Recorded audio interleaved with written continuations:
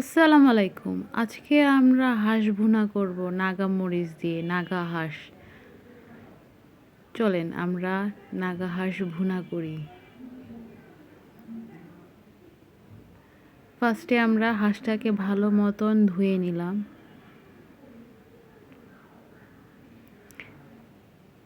এখন কড়াইয়ের মধ্যে পরিমাণ মতন তেল দিয়ে এখন দিয়ে দিচ্ছি পেঁয়াজ কুচি 1 কাপ পরিমাণ। হাঁসে একটু পেঁয়াজ কুচিটা একটু বেশি লাগে।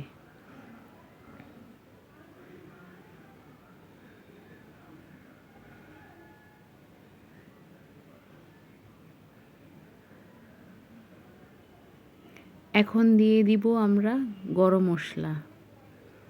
এখানে এলাচ, দারচিনি, তেজপাতা আছে। এখন মশলাটাকে ভালো মতন পেঁয়াজের সাথে ভেজে নিব। গরম মশলার একটা ফ্লেভার বের হবে।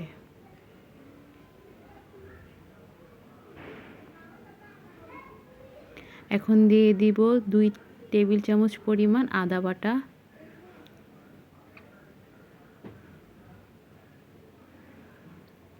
1 টেবিল চামচ পরিমাণ রসুন বাটা,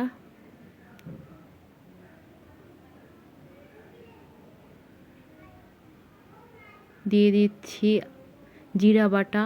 এটা হচ্ছে কাঁচা জিরা বাটা দিবেন। সবসময় হাঁস রান্নাতে কাঁচা জিরা বাটা দেওয়া লাগে। দিয়ে দিচ্ছি পরিমাণ মতন একটু পানি মশলাটা কষানোর জন্য। এখন দিয়ে দিচ্ছি হলুদ গুঁড়া,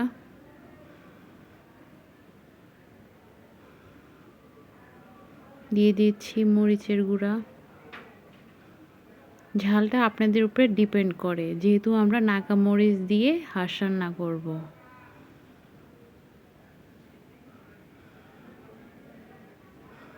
এখন দিয়ে দিলাম ধনিয়া গুঁড়া,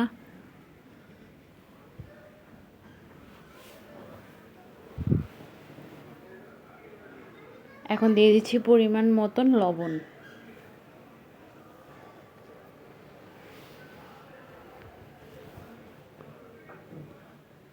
এখন আবার সামান্য একটু পানি দিয়ে ভালো মতন মশলাটা কষায় নিব।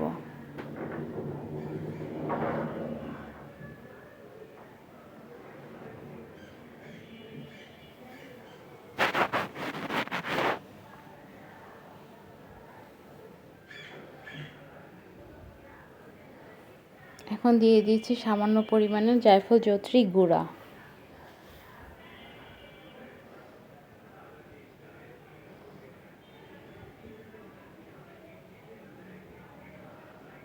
মশলাটা ভালো মতন কষানো লাগবে।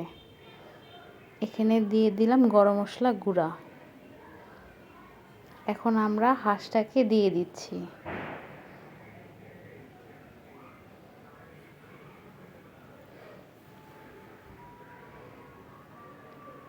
হাঁসটাকে ভালো মতন আমরা এখন কষায় নিব।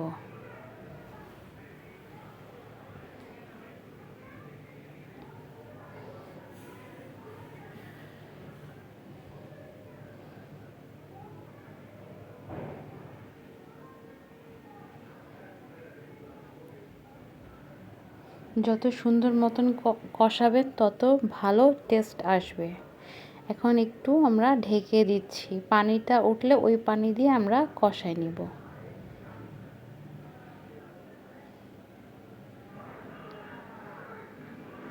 এখন ভালো মতন কষায় নিচ্ছি।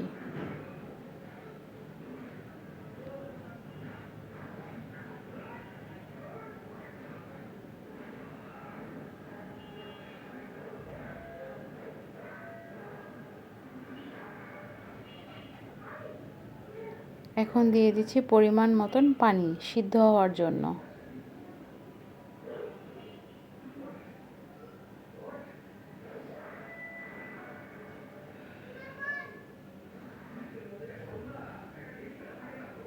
এখন ঢাকনা দিয়ে ঢেকে দিব।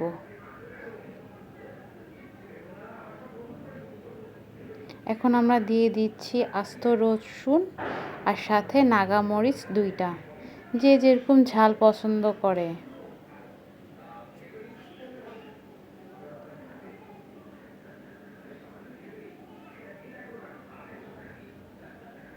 এখন ভালো মতন একটু নেড়ে চেড়ে দিব।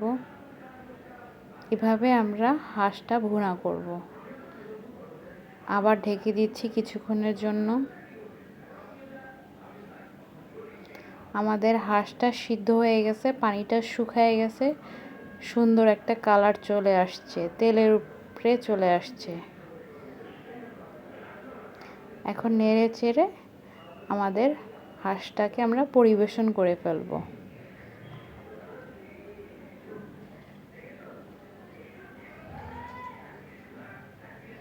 মাশাআল্লাহ, কালারটা অনেক সুন্দর আসছে, দেখতে অনেক ইয়ামি লাগছে। তৈরি হয়ে গেল আমাদের মজাদার হাঁস ভুনা, নাগা হাঁস ভুনা। আপনারাও বাসায় ট্রাই করবেন আর আমাদের